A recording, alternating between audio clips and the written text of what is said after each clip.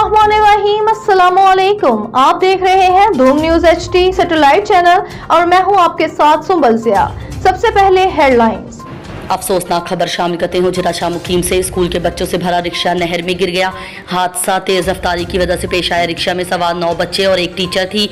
अहले इलाका और रेस्क्यू 1112 और म्यूनिसिपल कमेटी का अमला और मुकामी पुलिस मौके पर मौजूद थी। असिस्टेंट कमिश्नर फजल अब्बास और DSP मौके पर पहुंच गए। रेस्क्यू 1112 और अहले इलाका ने 1 घंटे के ऑपरेशन के बाद सब बच्चों को सही सलामत नहर से निकाल लिया। रिक्शा ड्राइवर मौके से फरार हो गया। रेस्क्यू टीमों ने बच्चों को इब्तिदाई तिब्बी इमदाद फराहम करने के बाद स्टेबल कंडीशन में रूरल हेल्थ सेंटर हुजरा मुंतकिल कर दिया।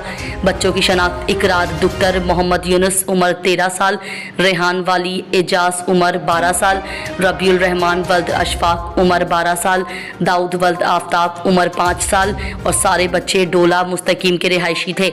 और एक बुजुर्ग शहरी ने बच्चों को निकालने में बहुत कोशिश की तो सिटी प्रेस क्लब के सदर शेख यासिर अली जावेद और CEO municipal committee Hujra Sheikh Athar Farooq ने अपनी जेब से इनाम से नवाजा।